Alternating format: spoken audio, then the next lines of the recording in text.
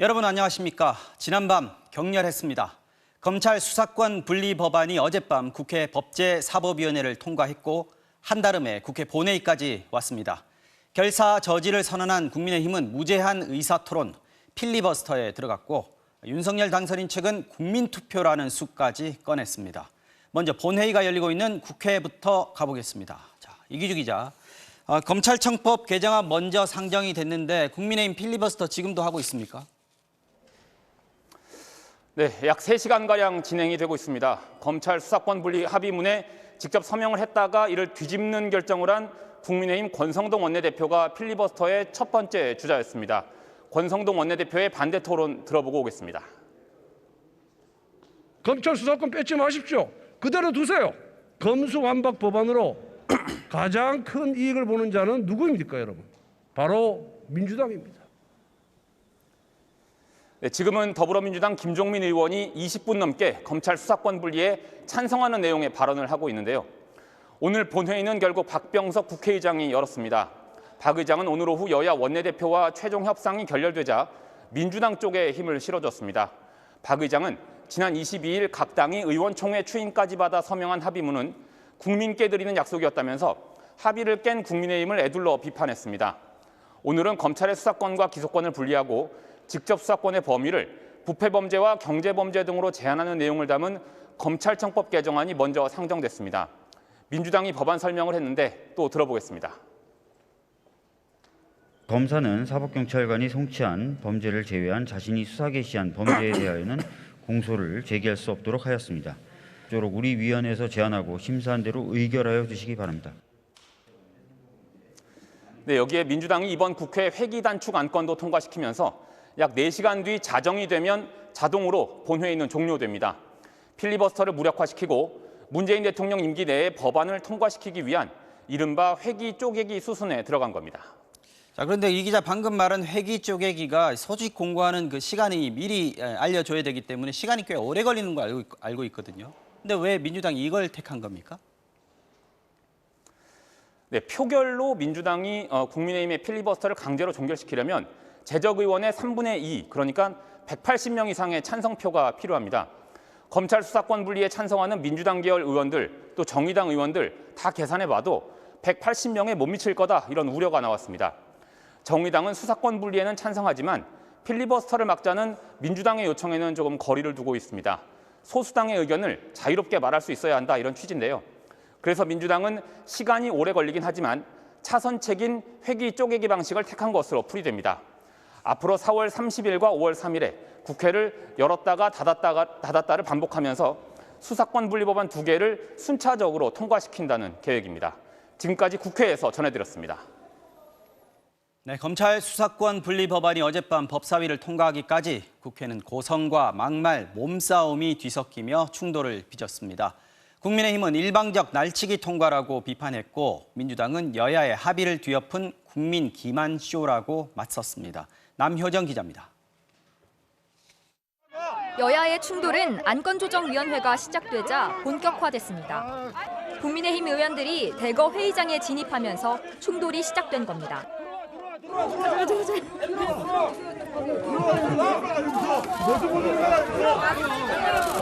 뭐야, 철비야 이거? 어디로 와서 고성과 몸싸움 속에 안건조정위는 서둘러 표결을 마쳤습니다. 안건조정위원회가 안건을 선포합니다. 이어 법사위 전체 회의를 주재하러 온 박광원 법사위원장을 막아 나서는 과정에서 충돌은 이어졌고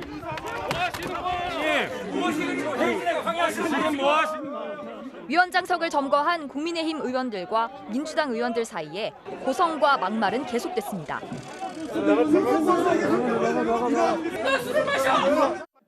겨우 의장석에 자리 잡은 박광원 위원장은 회의 재개 8분 만인 0시 10분쯤 검찰청법, 형사소송법 일부 개정안을 통과시켰습니다.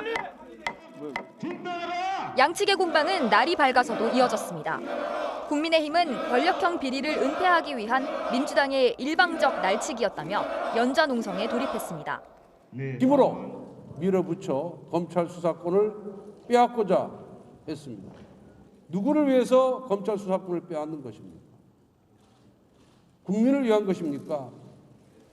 민주당은 수사권 완전 박탈 자체가 허위 사실이라고 반박했습니다.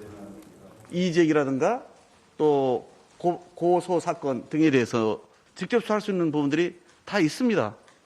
왜 이게 검수완박입니까? 그 용어 자체가 허위 사실입니다. 그러면서 국민의힘이 지방선거를 위해 여야 합의도 깡그리 무시하며 대치 국면을 일부러 키우고 있다고 비판했습니다. MBC 뉴스 남효정입니다. 오늘 본회의에 상정된 법안은 검찰 수사권 폐지를 위한 첫 단계로 수사 범위를 줄이는 내용이 핵심인데요. 중재안에서 바뀐 부분도 있습니다. 언제 검찰 수사권이 완전히 폐지되는지 시한은 못 박지 않았고 이른바 별건 수사를 막는 조항도 중재안보다 느슨해졌습니다. 법안 내용 김민찬 기자가 설명해 드리겠습니다. 모두 11분이 찬성하셨으므로 통과됐음을 선포합니다. 진통 끝에 법사위를 통과한 검찰청법 개정안. 민주당은 검찰이 수사할 수 있는 범죄를 부패범죄, 경제범죄 중으로 규정했습니다. 전처럼 등을 붙여놓으면 검찰이 자의적으로 수사 범위를 확대할 수 있으니 딱 2개로 못 박자는 의도였습니다. 6대 범죄인데 6대 범죄 등 이러면은 6대 범죄, 7대 범죄, 8대 범죄, 9대 범죄 이렇게 나갈 수 있잖아요. 그런데 어젯밤 원내대표 회동 당시 국민의힘 의견을 받아들여 오늘 국회 본회의에 상정하는 법안은 부패범죄, 경제범죄 등으로 수사 범위를 다시 조정했습니다. 선거범죄도 정의당 제안대로 연말까지 한시적으로 검찰이 수사할 수 있게도 했습니다. 6일 지방선거 사범 처벌이 어려워진다. 정치인 방탄용 입법 아니냐는 우려를 없애겠다는 겁니다. 민주당 안에선 엄격히 금지했던 별건 수사도 일부 수용됐습니다. 경찰이 송치한 사건은 동일성을 해치지 않는 범위 내에서 더 수사할 수 있도록 열어준 건데 이것까지 막으면 보안 수사를 통해 공범, 여죄를 밝혀내는 게 불가능하다는 검찰 주장도 일부 받아들여진 셈입니다. 가평 살인 사건의 진범을 검사가 찾을 수가 없습니다. 대한민국의 형사사법 시스템을 붕괴시켜서는 안 되고 수사와 기소 분리를 명확히 해 수사한 검사는 기소할 수 없도록 하는 조항은 신설됐습니다. 다만 검찰 수사권을 언제 완전히 폐지할지는 본회의에 상정된 법안에 담기지 않았습니다.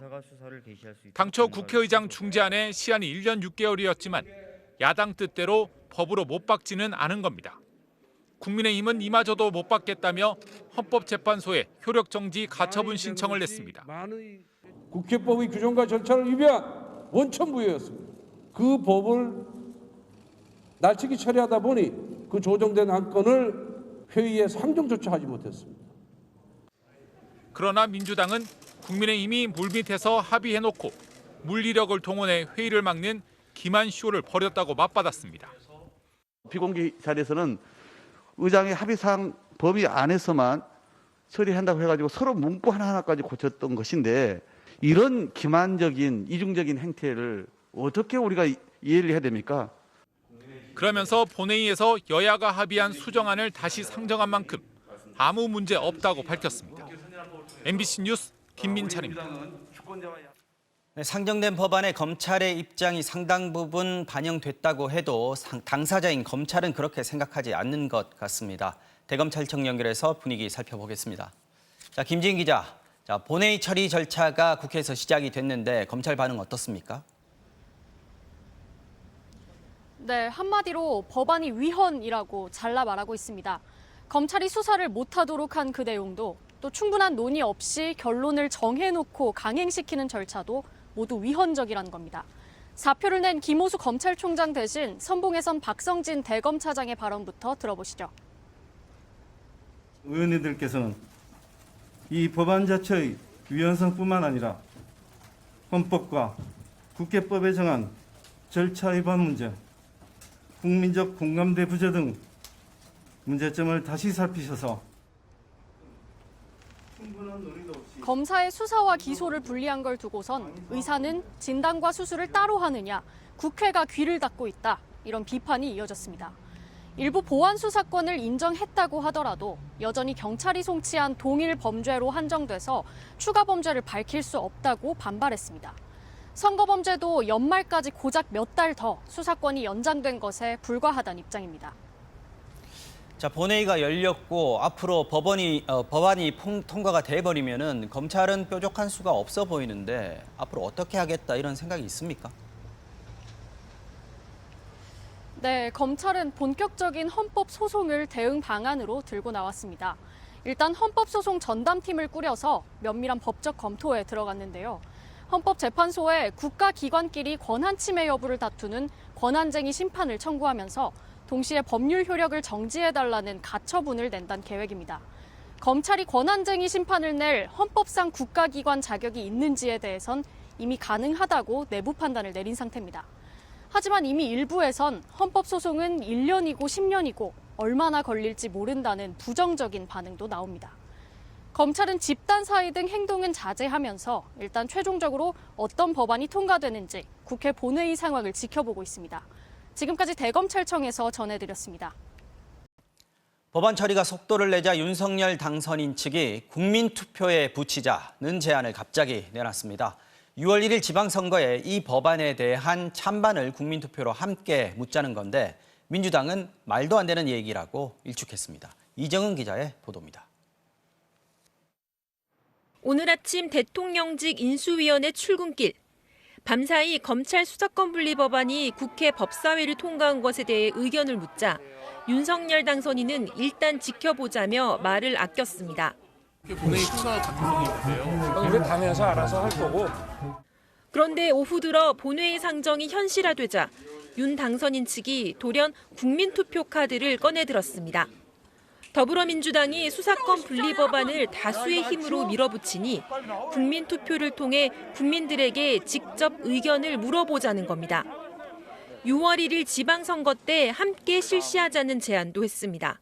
국민적 상식을 기반으로 해서 헌법 정신을 지키기 위해서 우리 당선인 비서실은 대통령 당선인께 국민투표를 붙이는 안을 보고하려고 합니다.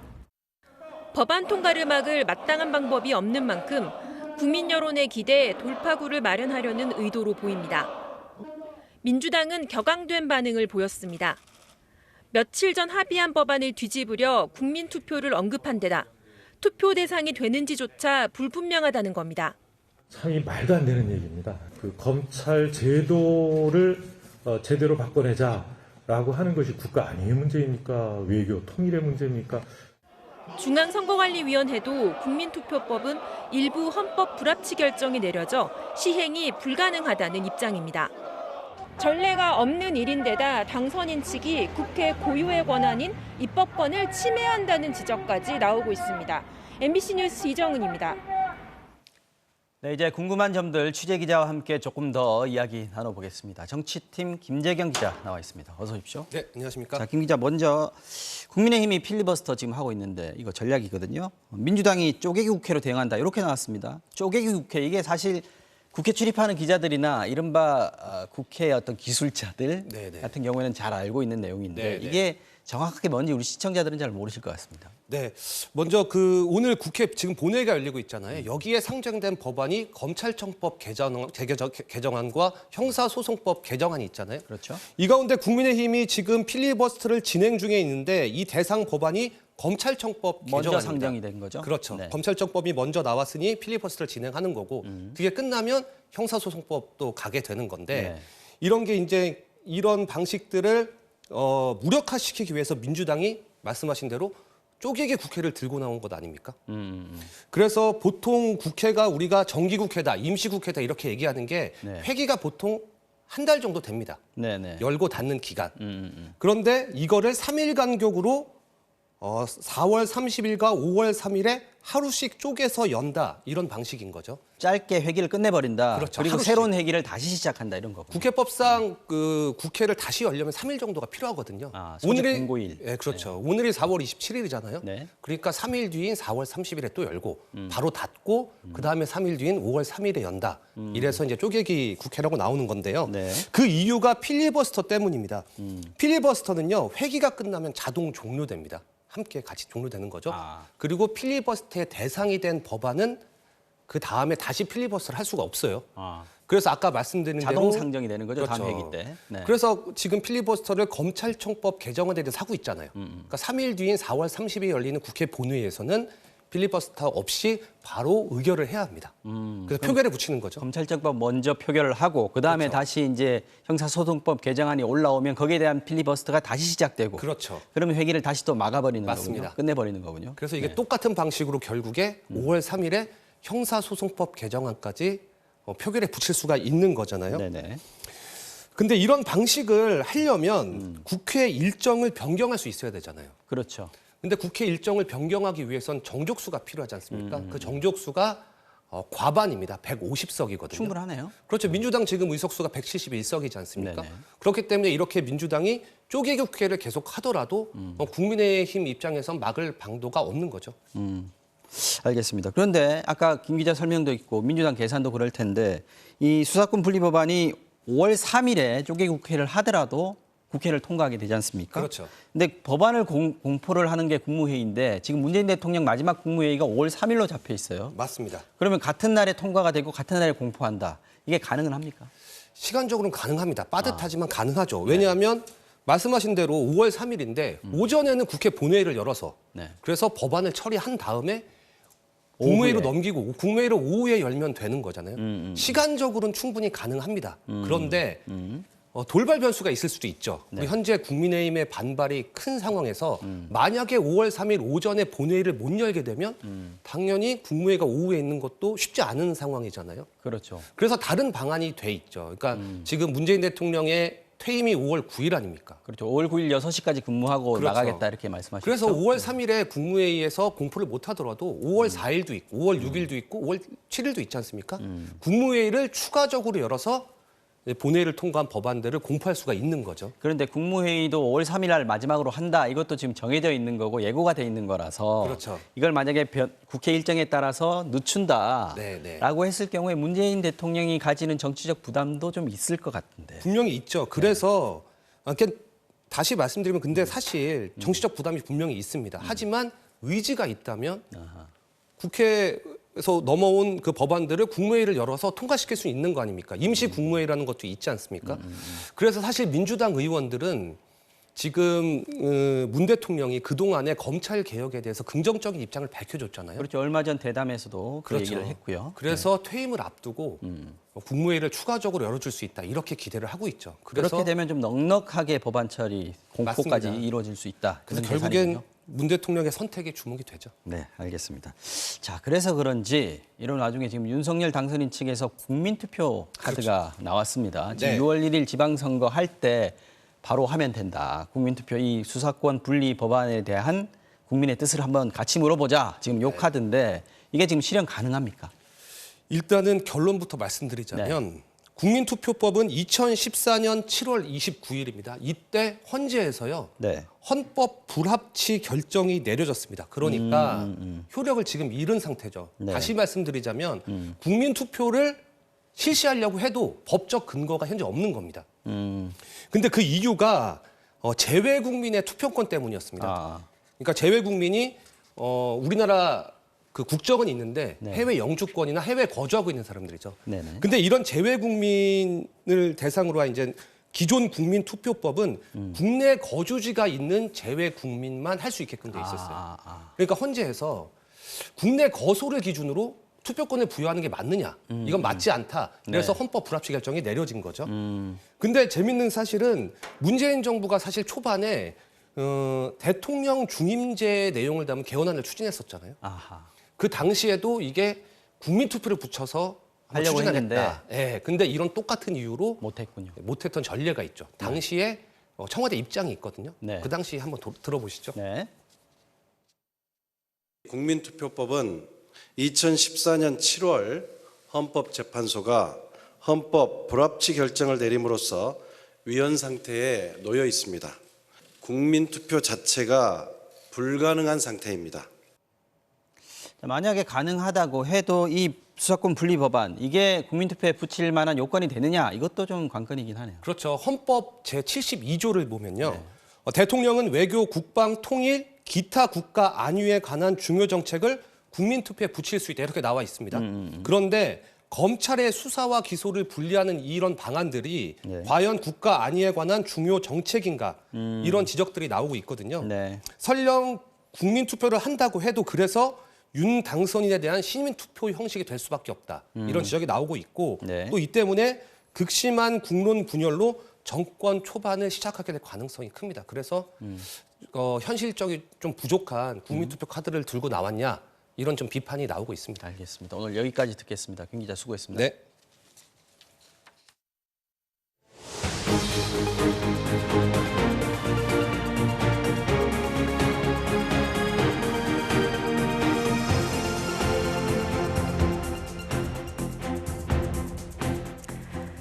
자, 이제 실외에서 마스크를 벗을 것인지 말 것인지 이번 주 금요일에 방역당국이 발표를 할 것으로 예고가 돼 있는데요.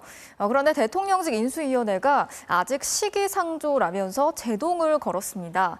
마스크 해제 여부를 놓고 혼란을 가중시키고 있다는 지적이 나오고 있습니다. 조희원 기자가 자세히 전해드리겠습니다. 국내 오미크론 변이 확진자가 급증하기 시작하던 1월 중순. 사회적 거리 두기 조치가 연장됩니다. 이 오미크론의 가공한 전파력을 감당해낼 수 있도록 설 연휴가 끝나는 주까지 3주간 현행의 사회적 거리 두기를 그대로 유지하고자 합니다. 윤석열 당선인은 당시 기본권 침해라고 비판했습니다.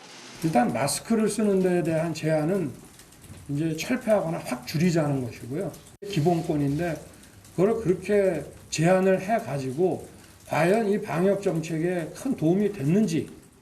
그런데 석 달 만에 입장이 180도 바뀌었습니다. 실외 마스크를 다음 주에 당장 벗기보다는 5월 하순 정도에 앞으로 20여일 후 정도에 한번 판단하는 것이 옳다.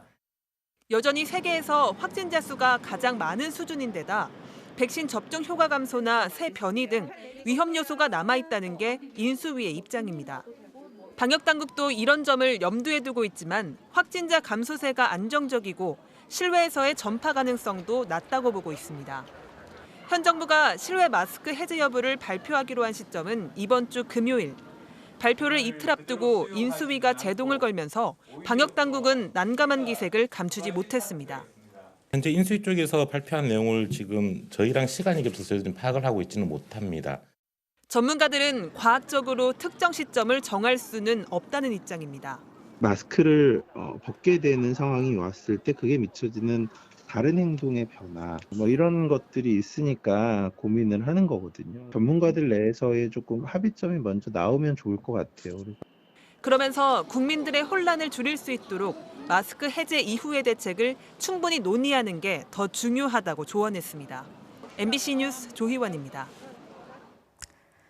문재인 대통령이 방송 인터뷰를 통해서 윤석열 당선인의 집무실 이전 계획이나 대북 정책 등을 이례적으로 강하게 비판했습니다. 후보 시절이랑 대통령은 달라야 한다고 말했는데 당선인 측은 본인의 책무를 다하라면서 반박했습니다. 엄지인 기자가 취재했습니다. 대통령 집무실을 청와대가 아닌 용산 국방부 청사로 옮기려는 이유를 윤석열 당선인은 소통 때문이라고 했습니다. 제왕적 대통령제에서 벗어나기 어렵습니다. 일단 이 공관이 의식을 지배한다고 저는 생각합니다. 문재인 대통령은 소통은 의지의 문제라며 집무실 이전은 마땅치 않고 위험하다고 비판했습니다. 국민 여론도 안보 우려도 충분히 안 살폈다며 특히 속전속결식 추진 방식을 강하게 질타했습니다. 하루라도 청와대에 있지 못하겠다. 이런 유의 결정과 일처리 추진 방식은 참 이렇게 수긍하기가 어렵죠.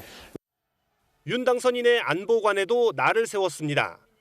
북한을 선제 타격할 수 있다는 주장은 국가 지도자로 부적절하다고 했고 사드 추가 배치 약속은 선거용 발언이라며 깎아내렸습니다. 후보 시절의 모두와 대통령의 모두는 달라야 한다고 봅니다. 지지층 결집에 집중했던 대선 후보와 달리 대통령은 국정 안정과 국민 통합에 주력해야 한다는 뜻으로 해석됩니다. 동시에 당선인 측이 현 정부 정책을 청산 대상으로 몰고 간다는 우려도 담겨 있습니다. 윤 당선인 측은 새 정부 출범을 잘 도와주는 게 지도자의 품격이라며 불쾌한 기색을 감추지 않았습니다.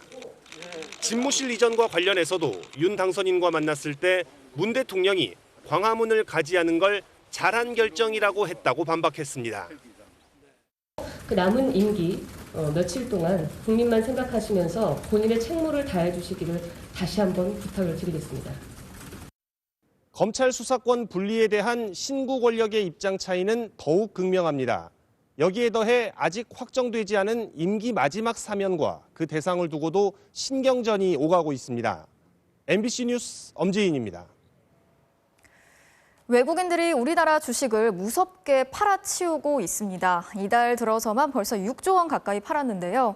환율은 하루 만에 1% 넘게 급등해서 1달러에 1,265원을 돌파했습니다. 미국이 아직 본격적으로 긴축을 시작하지도 않았는데 벌써부터 긴축의 공포가 밀려오는 분위기입니다. 고은상 기자가 취재했습니다. 밤사이 미국 나스닥 지수가 4% 가까이 급락했습니다.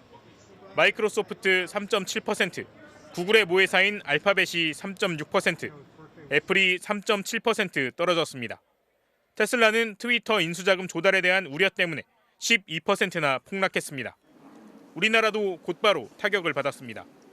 코스피가 1.1%, 코스닥은 1.6% 떨어졌습니다. 특히 외국인들이 주식을 무섭게 내다 팔고 있습니다. 올해 1월에 1조 원대, 2월에 2조 원, 3월에 5조 원 가까이를 팔았는데 4월 들어 오늘까지 벌써 5조 8천억 원어치를 팔았습니다. 상대적으로 안전한 미국 국채로 갈아타려는 겁니다. 최근에 국내 주식이나 채권에서 외국인 자금이 이탈되는 건 역시 우리뿐만이 아니라 전 세계 투자 자본 등이 우량 채권을 사기 위해서 지금 기다리고 있는 상황이다라 볼 수 있어요. 외국인들이 달러를 빼가면서 환율도 요동치고 있습니다. 원달러 환율은 어제 1,250원을 돌파한 데 이어 오늘 1,265원도 넘어섰습니다. 불과 1년 4개월 전에 1,080원대였는데 17%나 급등한 겁니다. 원화 가치가 이렇게 떨어지면 수입 물가가 뛰게 됩니다. 수입 물가가 환율 때문에 오르기 때문에 그로 인한 물가 상승 압력을 더 줄 수 있다는 점, 이 점이 가장 우려스럽다고 하겠습니다. 다음 주에 미국 중앙은행이 기준금리를 결정하는데 한꺼번에 0.5%포인트를 올리는 이른바 빅스텝 가능성이 높습니다. 우크라이나 전쟁의 장기화에 중국의 봉쇄까지 물가 급등과 긴축의 공포는 당장 해결되기 어려워 보입니다. MBC 뉴스 고은상입니다. 자, 환율이 이렇게 오르면 수입 물가가 오르고 결국엔 이게 또다시 국내 물가의 상승으로까지 이어지게 되는데요. 물가 상승, 이미 우리만의 일이 아니죠. 세계은행은 전 세계가 지금 50년 만에 물가 쇼크에 직면해 있다, 이렇게 경고를 했습니다. 물가는 뛰어오르고 경기는 침체되는 스태그플레이션의 우려가 나오고 있는데 서민들의 삶이 가장 위협받고 있습니다. 이어서 박소희 기자가 전해드리겠습니다. 터키 이스탄불. 치솟는 식자재 가격 탓에 샌드위치 판매가도 올렸습니다. 아프리카 세네갈. 이 나라는 러시아와 우크라이나에서 수입하는 밀이 전체의 60%입니다.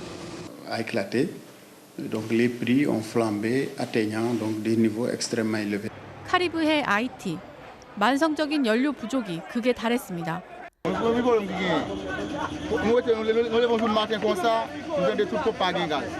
이미 전 세계가 겪고 있는 물가 폭등에 대해 세계은행이 공식 경고했습니다.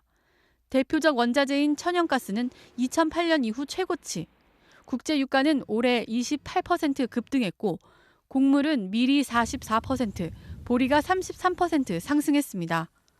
We had the war in Ukraine, causing higher food and energy prices, lower growth, and more economic uncertainty. 세계 모든 나라는 물가 상승률 기록을 경신하고 있습니다.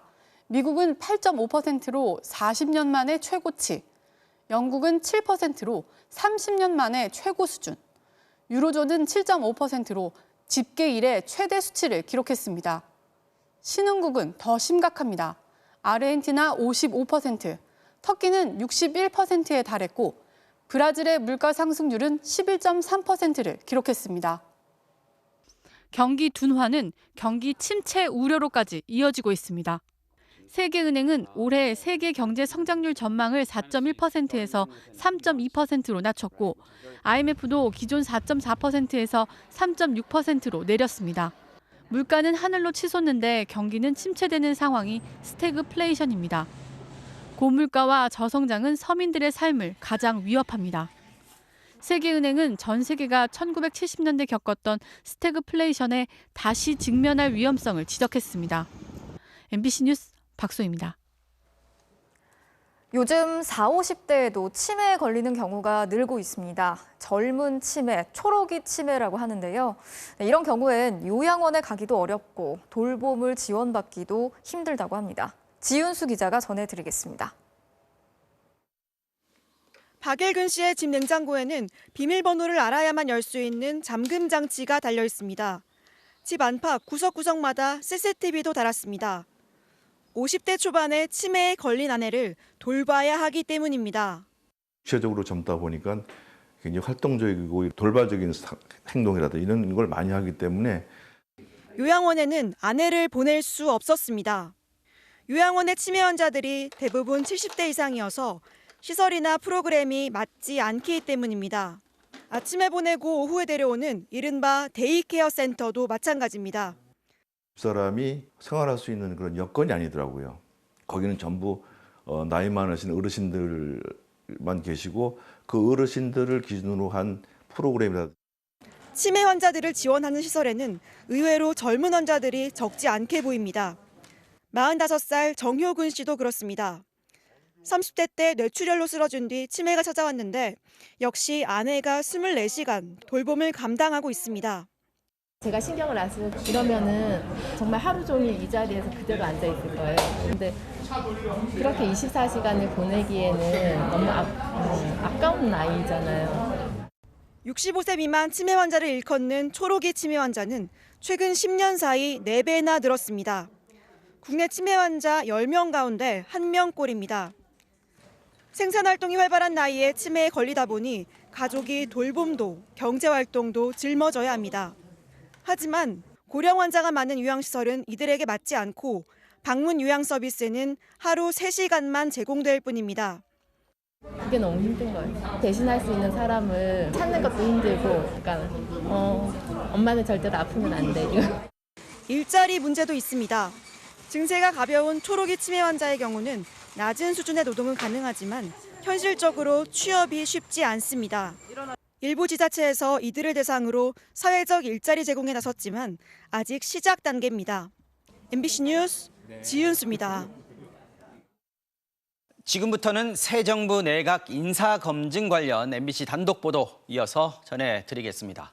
3명의 장관 후보자 또는 그 가족의 이야기입니다.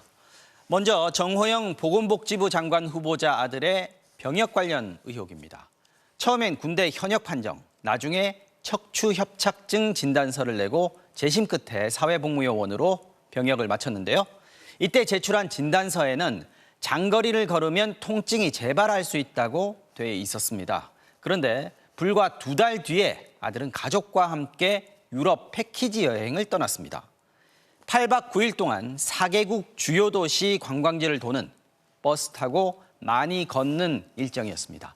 이준범 기자가 단독 취재했습니다. 한 여행사가 2016년에 진행한 동유럽 패키지 여행. 체코 프라하에 도착한 뒤 오스트리아 빈, 헝가리 부다페스트까지 8박 9일 동안 5개 국가 13개 도시를 돌아보는 일정으로 이동거리만 2,500km가 넘습니다. 사흘을 둘러봐도 부족하다는 플리트비체 국립공원부터 성곽 도보 투어가 유명한 두브로브니크까지 거의 모든 관광지가 걸어서 둘러봐야 하는 곳들입니다. 거의 대부분이 박물관, 유적지 이런 거 관광이셔서 거기는 많이 걸으셔야 돼요. 정호영 보건복지부 장관 후보자 가족이 이 패키지 여행을 예약한 건 2015년 12월 27일. 아들이 척추 협착증으로 재심을 통해 4급 판정을 받은 지 약 한 달 뒤였습니다. 당시 판정의 근거가 된 경북대병원 진단서를 보면 정 후보자 아들은 왼쪽 다리와 등이 아프다고 했고 누워서 다리를 30도만 들어 올려도 통증을 호소했습니다. 장거리 보행 시 통증이 재발할 수 있고 무리한 운동을 하면 증상이 악화돼 수술까지 받아야 한다는 게 의사 소견이었습니다. 이 때문에 4급 판정을 받은 건데 정작 왕복 22시간 장거리 비행을 하고 주로 도보로 관광하는 여행을 떠난 겁니다. 통증이 심했을 텐데 장시간 비행기를 타고 8일간 여행을 다녀왔다는 것은 병역 의혹에 대한 국민들의 의심을 키울 일입니다. MBC가 입수한 출입국 기록을 보면 정 후보자와 아들은 사회복무요원으로 입대하기 전에도 일주일간 이탈리아로 가족여행을 다녀왔고 일본도 2차례 함께 방문했습니다. 예, 질문을 통해서 상세히 말씀드리겠습니다. 수고 많습니다. 이에 대해 정 후보자 측은 척추 질환자라고 해서 일상생활을 못하는 것은 아니며 통증도 늘 있는 것은 아니라고 밝혔습니다. MBC 뉴스 이준범입니다. 다음은 김인철 교육부 장관 후보자 아들의 이른바 아빠 찬스 의혹인데요. 풀브라이트 장학금을 받을 때 심사위원이 논문과 책의 공저자와 같은 인물인 것으로 확인됐습니다. 김 후보자 딸이 다닌 학과의 교수고요. 그 역시 풀브라이트 장학생입니다. 같이 쓴 논문은 외국계 회사 취업할 때도 활용됐습니다. 정영훈 기자의 이어지는 단독 보도입니다. 김인철 후보자의 아들은 2016년부터 2018년까지 풀브라이트 장학금을 받으며 미국 컬럼비아대 석사 과정을 밟았습니다. 당시 장학금 심사 과정에 참여한 이화여대의 최모 교수, 김 후보자 딸의 대학 학과 교수입니다. 최모 교수가 인터넷에 공개한 이력을 보면 후보자의 아들이 지원한 장학금 심사에 심사위원을 뜻하는 리뷰어로 참여했다고 적혀 있습니다. 그리고 후보자의 아들이 장학금을 받고 미국으로 떠난 2016년 최 교수도 풀브라이트 프로그램에 선정돼 미국 코넬대의 교환 교수로 갔습니다. 당시 김 후보자는 풀브라이트 동문회장이었습니다. 풀브라이트 동문이 된 이들의 인연은 이게 끝이 아니었습니다. 최 교수는 2020년 학술연구소를 만들었는데 후보자의 딸과 아들이 연구원으로 등재돼 있습니다. 2020년엔 최 교수와 후보자의 아들이 논문 공저자로 함께 이름을 올렸고 2021년에 나온 책에도 최 교수와 후보자의 딸, 아들이 공저자로 참여했습니다. 후보자 자녀의 이른바 스펙 쌓기에 최 교수가 일조한 거 아니냐는 의혹이 제기됐습니다. 특히 아들은 공저자로 등재된 논문을 외국계 자산운용사 모건 스탠리에 취업할 때 제출한 것으로 확인됐습니다. 장학금과 논문, 취업에 이르기까지 두 자녀 모두 아빠 찬스가 있었던 게 아닌지 의심이 되는 상황입니다. 자녀의 대학 교육과 관련해서 특혜 의혹이 매일매일 쏟아져 나오는 것은 교육부 수장으로서 자격이 없다고 생각합니다. 최 교수에게 관련 의혹에 대한 해명을 듣기 위해 여러 차례 연락했지만 받지 않았습니다. 계속 전화를 안 받으셔가지고 한두 번 연락이 안 되시는 분이 한 곳에도. 그럼 아예 학교에 안 나오시는 거죠? 네. 국회 교육위원회 민주당 의원들은 성명을 내고 가족 전체에 제기된 특혜 의혹을 김 후보자가 낱낱이 밝힐 것을 촉구했습니다. MBC 뉴스 정영훈입니다. 이번엔 문화체육관광부 장관에 지명된 박보균 후보자에 대한 검증입니다. 박 후보자는 일본은 아시아를 지배해 봤기 때문에 준법 정신이 좋다는 취지로 과거 공개 세미나에서 말했습니다. 일본에 대한 칭찬을 넘어서 식민 지배를 긍정평가하고 있어서 피해를 당한 우리나라 장관 후보자의 생각이 맞는가 비판이 나오고 있습니다. 조명아 기자의 단독 보도입니다. 지난 2014년 한림대학교에서 열린 제1차 세계대전 100주년 세미나. 연사는 당시 중앙일보 대기자였던 박보균 문화체육부 장관 후보자였습니다. 박 후보자는 전쟁의 촉발 과정을 설명하다 세계를 지배했던 나라들은 우리나라와 달리 법에 예외를 두지 않는다고 말합니다. 우리는 틈만 나면 예외를 갖다가 자꾸만 두려고 하는데 일단 법을 정해주면 지키는 게 세계를 경영했던 나라들의 차이죠. 그러면서 일본은 아시아를 지배해봤기 때문에 준법 정신이 좋다는 취지로 말합니다. 일본도 아시아를 지배해봤고 했기 때문에 일본 사람들도 보면 준법 정신이 어떤 민족적인 어떤 그런 교육도 있지만 세계를 경험하는 습관입니다. 당시는 동일본 대지진 발생 3년이 지난 시점. 한국인들이 일본산 수산물에 지나치게 민감하다고 비난하는가 하면 일본 그 수산물에 혹시 그 방사능이 있었다가 한국 사람들 안 먹잖아요. 동경에서 돈이 없어갖고 그 사시미하고 초밥을 못 먹는데. 광개토대왕비를 발견한 건 일본이고 우리는 발굴 노력도 하지 않는다고 비판합니다. 우리 학자들이라든지 우리 국민들 사이에서 그런 걸 발견하려고 돌아다니지 않고 우리는 평가만 하려고 해요. 친일적 역사관은 그가 쓴 칼럼 곳곳에서도 발견됩니다. 동일본 대지진 직후 일본인들의 침착한 대응에 대해 칭찬하며 한국을 향해서는 호들갑에 익숙하다, 남 탓하기와 떼법에 싸구려 사회 풍토가 득세했다고 썼습니다. 제국 중심의 생각이다. 식민지를 겪었고 또 역사를 바로 세워야 될 그런 의무를 가진 국가의 장관 후보자의 역사인식으로는 부적절하지 않은가. 앞서 2013년 12월 주한 일본 대사관이 주최한 일왕 생일 축하연에 참석한 데 대해선 취재 과정이었다고 해명했습니다. 대한민국 사람인가 아니면 일본 사람인가라는 이런 의문이 들 정도로 장관직을 제대로 역할을 할 수 있을지. 박 후보자가 남긴 친일적 역사관의 흔적이 속속 드러나면서 국회는 송곳 검증을 예고했습니다. MBC 뉴스 조명아입니다. 윤석열 대통령 당선자의 부인 김건희 여사 논문 표절 의혹을 재조사해온 국민대가 연구윤리위원회를 소집해 조사 결과를 심의했지만 결론을 내리지 못했습니다. 다음 회의 날짜도 아직 잡히지 않은 것으로 전해져 표절 의혹에 대한 최종 판단은 윤석열 정부 출범 이후 나올 가능성이 커졌습니다. 앞서 국민대는 2월 15일까지 조사를 마무리하겠다는 계획을 교육부에 제출했다가 조사 기한을 대선 이후인 지난달 31일로 연장한 바 있습니다. 다음 소식입니다. 검찰의 대표적인 권한 남용 사례로 꼽히는 게 유성 간첩 조작 사건. 탈북민 유성 씨를 간첩으로 몰고 이게 무죄가 나자 다른 범죄 혐의를 들춰내서 또다시 법정에 세운 보복 기소 사건이었습니다. 유 씨의 고소로 고위공직자 범죄수사처가 당시 검사들을 입건했는데 형사처벌까지 될지 주목됩니다. 이재욱 기자입니다. 지난 2014년 4월 간첩으로 몰렸던 탈북민 유성 씨에게 2심에서 무죄가 선고됐습니다. 국가정보원이 동생 진술 등 증거를 조작했고 검찰은 이를 토대로 유 씨를 간첩으로 몰아간 게 드러난 겁니다. 그런데 2주 뒤 검찰은 다른 죄를 들고 나와 유 씨를 다시 법정에 세웠습니다. 4년 전 유 씨를 수사하면서 죄가 가볍다며 재판에 넘기지 않기로 결정한 대북 송금 관여 혐의를 꺼내든 겁니다. 다시 7년 동안 법정에 선 유 씨. 대법원은 검찰이 의도를 갖고 기소했다는 극히 이례적인 이유로 무죄를 선고했습니다. 검찰이 화풀이성 보복 기소로 공소권을 남용했다고 대법원이 인정한 겁니다. 간첩 조작 사건만 해도 저나 저희 가족이나 저희로서는 너무 큰 상처였어요. 그때 그 상처에서 헤어나기도 전에 악몽처럼 7년 넘는 시간이 걸렸어요. 당시 이 사건 부장검사는 이두봉 인천지검장, 윤석열 검찰총장 때는 월성완전 경제성 조작 의혹 사건을 맡아 현 정권을 겨눴습니다. 공교롭게 무죄가 확정되던 날 검찰에 대한 국정감사가 진행 중이었고 이지검장에게 질의가 쏟아졌습니다. 대한민국 검사의 명예가 있다면 사과하세요. 사과를 못해. 사과하세요. 성찰해 보겠습니다. 무죄 확정 직후인 지난해 11월 유 씨는 이두봉 지검장과 당시 지휘부를 고위공직자 범죄수사처에 고소했습니다. 고소장이 접수되면 자동 입건되기 때문에 이 지검장 등은 피의자 신분이 됐습니다.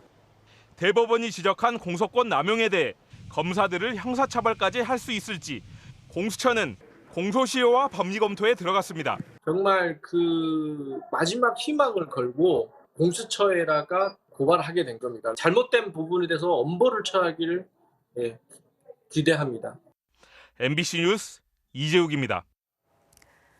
우리나라의 재벌 순위가 요동치고 있습니다. 국내 최대 가상화폐 거래소죠. 업비트를 운영하는 두나무가 처음으로 대기업 집단에 이름을 올렸는데요.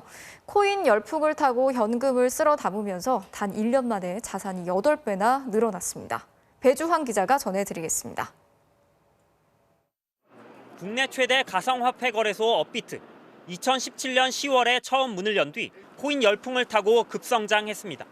지난해 매출은 3조 7천억 원인데 영업이익이 3조 2천억 원, 영업이익률이 무려 88%나 됩니다. 작년에 장사 잘했다는 현대차의 15배입니다. 현금을 쓸어 담은 겁니다. 업비트를 운영하는 기업 두나무는 막강한 자금력으로 사업을 확장하고 있습니다. 엔터테인먼트, 중고 명품 시계 거래, 부동산 투자까지 자회사가 14개나 됩니다. 총 자산 규모는 10조 8천억 원, 불과 1년 만에 8배나 늘어났습니다. 공정거래위원회가 자산 5조 원이 넘는 76개 대기업을 발표했는데 두나무가 처음으로 이름을 올렸습니다. 두나무는 자산 10조 원도 넘어서 상호 출자 금지 대상 대기업에도 단숨에 이름을 올렸습니다. 두나무는 관련된 책임과 의무를 다하는 동시에 글로벌 플랫폼으로 성장하기 위한 노력을 계속하겠습니다. 두나무가 단숨에 자산 10조 원을 돌파한 건 고객들이 현금으로 넣어놓은 예치금 5조 8천억 원이 포함됐기 때문입니다. 금융회사는 고객 예치금을 자산에서 제외하지만 가상화폐 거래소는 아직 금융사로 분류돼 있지 않고 있습니다. 고객 예치금이 두나무의 통제하에 있고 거기로부터 나오는 경제적인 효익이 두나무가 얻고 있기 때문에 그거는 자산으로 편입해야 된다는 게. 대기업 집단 순위는 빠르게 바뀌고 있습니다. 우선 SK가 반도체, 바이오, 배터리에 힘입어 처음으로 현대차를 제치고 자산 순위 2위에 올랐습니다. 카카오가 15위, 네이버 22위, 넷마블 35위, 넥슨 39위로 IT와 게임 업체들은 순위가 급상승했고 배틀그라운드 게임을 만든 크래프톤도 처음으로 대기업 집단에 진입했습니다. MBC 뉴스 배주환입니다. 북한이 이번에도 심야 열병식을 개최했죠. 원래는 낮에 하던 행사였는데 2년 전부터 밤에 하기 시작하더니 이제는 아예 야간 행사로 굳힌 모양새인데요. 김정은 시대의 특징이 된 이 심야 열병식, 그 속에 감춰진 의미가 뭔지 곽승규 기자가 분석했습니다. 평양 하늘에 등장한 북한의 공수부대원들. 형광 조끼를 입은 이들이 대형을 이룬 채로 하늘에서 내려옵니다. 김일성 당장의 밤하늘을 아름답게 장식하고 있습니다. 북한의 심야 열병식은 지난 2020년 당 창건 75주년 행사 때 처음 시작됐습니다. 이후 이번까지 연속 4번 심야 열병식이 이뤄졌습니다. 화려한 조명과 대형 전광판에 시선을 집중시키기엔 태양이 없는 밤이 더 효과적입니다. 사전에 촬영한 영상물과 현장의 중계 영상을 합치는 건 요즘 올림픽 개회식의 경향과 유사합니다. 낮에 비해서 집중도도 훨씬 높고 북한을 극장 국가라고도 표현을 합니다. 그만큼 자신들이 갖고 있는 것을 최대한 극대화해서 그런 효과를 노리면서 보여주는 것이. 북한은 그제 열린 열병식을 하루 동안 편집한 뒤 공개했습니다. 영화 같은 촬영 기법과 편집을 적용할 시간이 필요했던 것으로 보이는데 특히 김정은 위원장의 등장 장면이 그랬습니다. 부인인 리설주 여사와 함께 하얀 옷을 맞춰 입고 등장한 김 위원장은 마치 영화배우처럼 레드카펫을 걸었습니다. 국기 개양식 땐 여러 차례 눈을 감으며 감상에 빠진 듯한 모습도 보였습니다. 사랑하는 남편과 아들, 딸들을 국가방위 전초선에 내세운 이 나라 모든 가정들의 중심으로 되는 감사의 인사를 올리고자 합니다. 하지만 감성적인 연출과 달리 메시지는 위협적이어서 대륙간 탄도미사일 화성 17형과 신형 잠수함 발사 미사일 등이 잇따라 공개됐습니다. 또 북한의 근본 이익을 침해당하면 핵을 사용할 수 있다고 한 김 위원장의 연설은 대북 제재 강화나 한미 연합훈련에도 핵카드를 꺼내들 수 있다는 해석을 놨습니다. 미국 국무부와 유엔은 즉각 우려의 뜻을 나타내며 북한이 대화의 길로 돌아오길 촉구했습니다. MBC 뉴스 곽승규입니다. 인천공항에서 항공기 견인 차량을 점검하던 정비사가 차체와 바퀴 사이에 끼어서 숨지는 사고가 발생했습니다.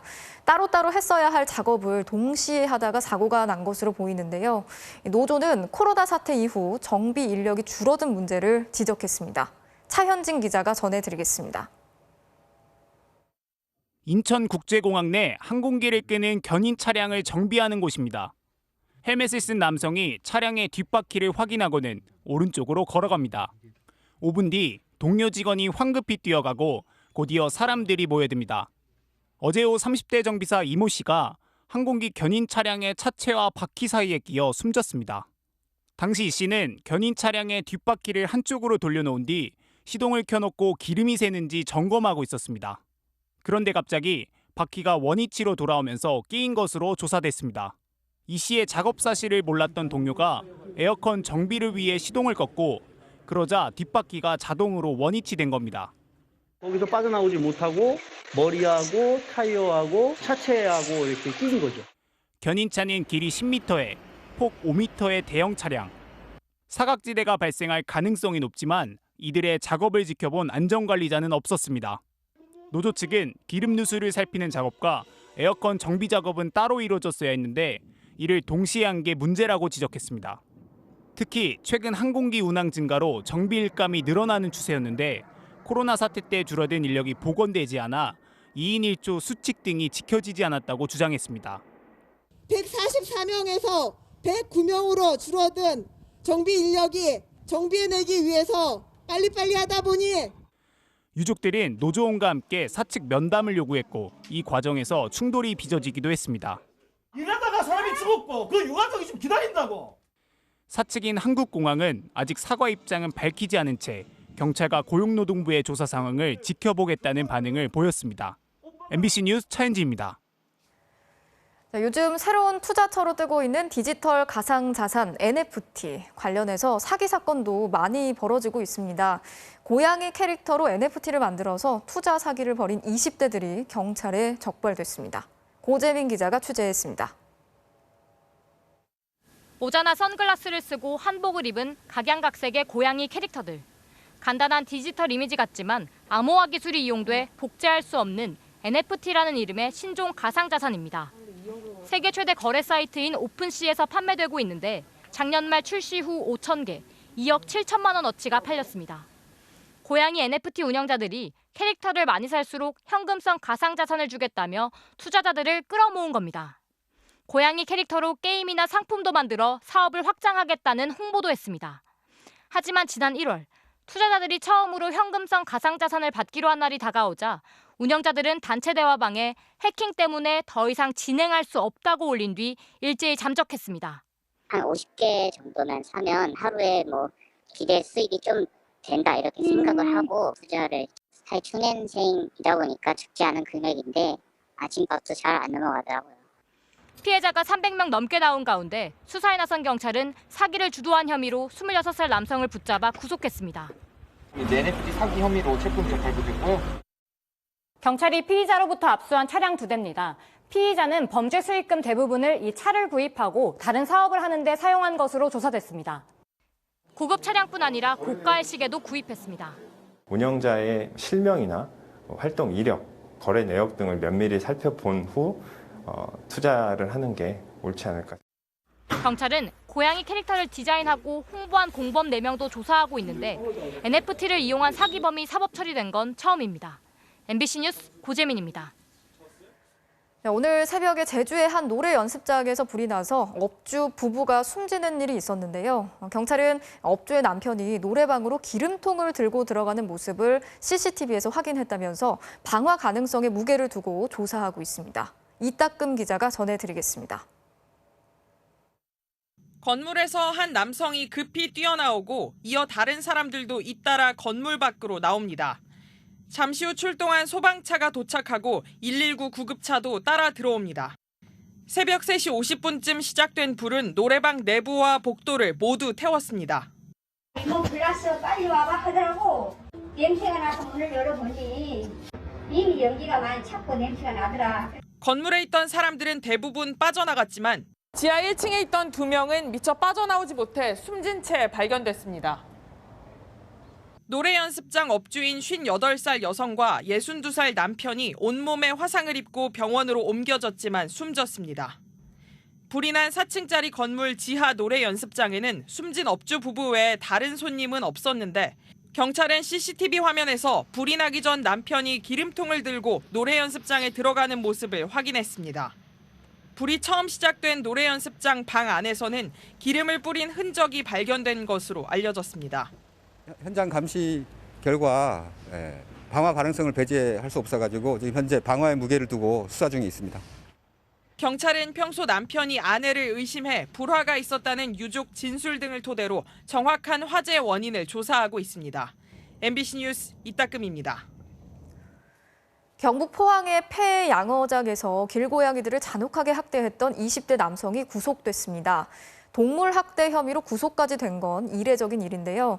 동물보호단체는 앞으로 비슷한 사건이 발생하는 걸 막기 위해서라도 강력하게 처벌하라고 요구하고 있습니다. 박성아 기자가 전해드리겠습니다.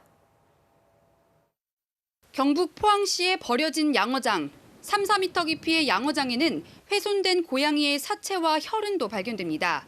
29살 남성은 이곳에서 길고양이들을 잔혹하게 학대하고 살해했습니다. 올 1월부터 3월까지 길고양이를 18마리 넘게 포획해 이 가운데 6마리를 죽였는데 집에서도 새끼 고양이의 송곳니를 절단하는 등 학대를 이어갔습니다. 그리고는 SNS에서 학대 사진을 올렸습니다. 고양이를 해부하고 빨래방 같은데 고양이를 넣어서 빠뜨려 죽인 것 같은 그런 거를 아무런 문제의식 없이 올리고. 끔찍한 동물학대의 이유는 자신의 우울감 해소와 호기심 때문이었습니다. 제가 호기심이 컸던 것 같습니다. 한번 시도해보고 싶어서 이런 식으로 아무도 모르게. 수사가 시작된 지 한 달여 만에 이 남성은 구속됐습니다. 대구지방법원 포항지원은 사안이 중대하고 범죄 혐의가 소명됐다고 영장 발부 이유를 밝혔습니다. 또 신고자들에게 악의적인 협박을 한 점도 주요한 구속 사유에 포함됐습니다. 동물보호법 위반 혐의로 구속된 건 지난 2010년 이후 11년 동안 5명에 불과할 정도로 이례적인 일입니다. 동물보호단체는 동물학대범을 제대로 처벌하지 않아 같은 범죄가 이어지고 있다며 더욱 강력한 처벌을 요구하고 있습니다. 사건이야말로 엄중 처벌이 꼭 내려져야지만 또 앞으로의 다른 잠재적 범죄 예방에도 효과가 있지 않을까 그런 생각이 들어요. 대통령직 인수위원회가 발표한 대국민 정책 제안 접수 결과에서 잔혹한 동물학대 처벌법을 강화해달라는 제안이 10,000표를 넘겨 1위로 선정됐습니다. MBC 뉴스 박성호입니다. 고 이건희 삼성 회장이 미술품 23,000여 점을 기증한 지 1년이 됐는데요.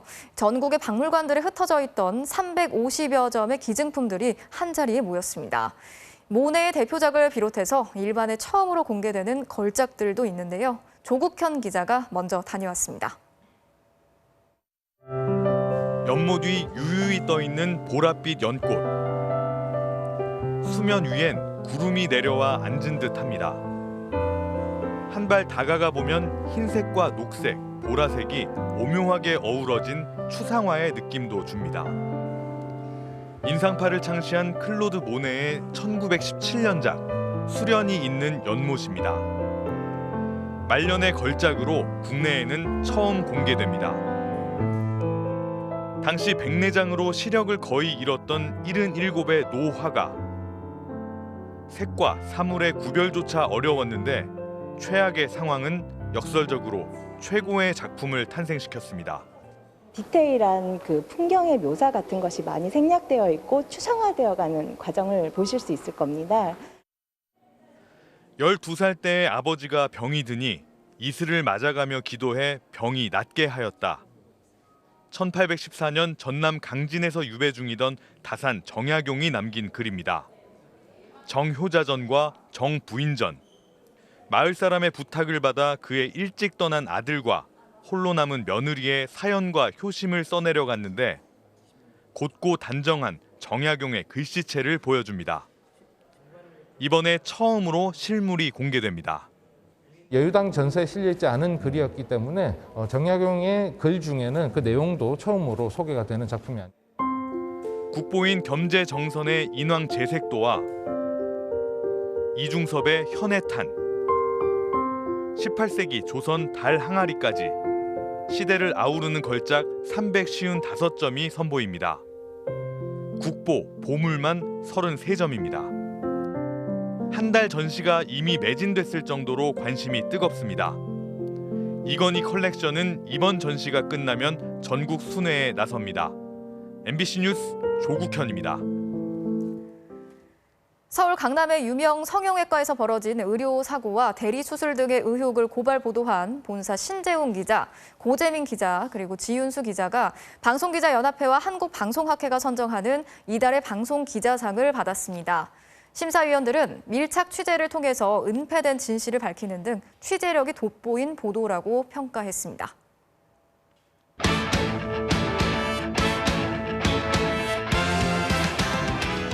수요일 밤 스포츠 뉴스입니다.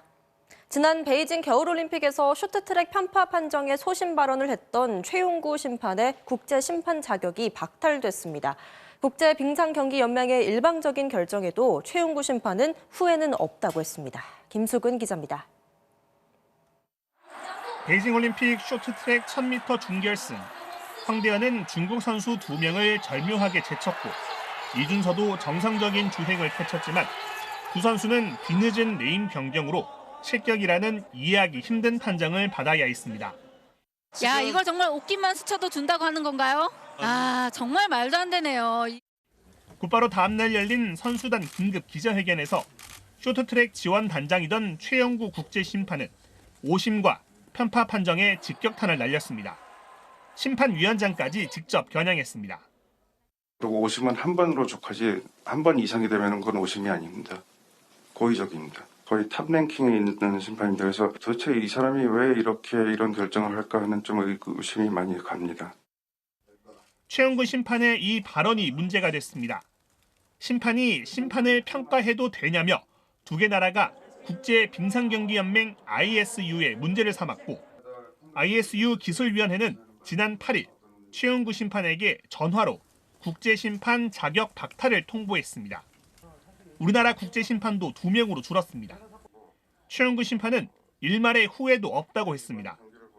징계를 받을 거는 감안을 하고 한 거예요. 제가 안 하면은 우리 선수들이 더 많은 상처를 받을 수도 있고 우리 선수들이 그 위에 또 잘했지 않습니까? 후회 안 합니다. 그리고 더 이상 부당한 일을 당하지 않도록 4년 뒤 ISU 기술위원회도 출마할 생각입니다. 어떻게든 기술위원이 돼갖고 다음 올림픽이나 이제 추후에 이제 우리 선수들이 불이익 안 받게끔 후배 심판들을 키워야죠. 대한빙상경기연맹은 ISU 공식 통보를 받는 대로 이의제기 여부를 논의할 예정입니다. MBC 뉴스 김수근입니다. 부상으로 아시안게임의 꿈을 접었던 신유빈 선수가 5달 만에 다시 돌아왔습니다. 아쉬움은 이제 털어냈다며 다시 탁구를 하는 것만으로도 감사하다네요. 김태훈 기자입니다. 지난해 세계선수권 도중 오른쪽 손목뼈 골절로 기권했던 신유빈. 신유빈이 5달 만에 부상에서 돌아왔습니다. 오랜만에 느껴보는 뜨거운 관심. 아, 나 어떡해, 부끄러워. 이 올림픽 때보다 더 떨리는 것 같은데? 생각보다 많은 분들이 와주셔가지고 살짝 당황하기도 했는데 그래도 오랜만에 이렇게 뵈니까 좋은 것 같습니다. 손목에 테이핑을 하고 나온 신유빈은 훈련 내내 마냥 즐거운 모습이었습니다. 제가 탁구를 너무 좋아한다는 걸 다시 한번 느낀 것 같고 아, 나도 빨리 탁구 치고 싶다라는 생각도 많이 하고 부상으로 선발전을 포기하면서 올해 아시안게임에 나서지 못하게 됐지만 오히려 어린 후배들의 등장이 더 반가웠다고 했습니다. 저도 아직 19살이라서 많이 먹은 편은 아니에요. 처음에 포기했을 때는 굉장히 힘들었어요. 제가 그래도 앞으로 더 많은 기회가 있고 다른 선수들이 잘하는 선수들이 많이 생기니까 저도 더 기분이 좋은 것 같고 재활 기간 동안 손목을 쓰지 않는 대신 하체와 근력 운동에 집중했다는 신유빈은 막바지 재활로 컨디션을 끌어올린 뒤 다음 달 미국 국제대회에서 복귀전을 치를 예정입니다. MBC 뉴스 김태현입니다. 안타성 타구를 걷어올린 삼성 피렐라 선수의 그림 같은 호흡입니다. 상대 타자도 박수를 보낼 만하죠. 수요일 밤 스포츠 뉴스였습니다.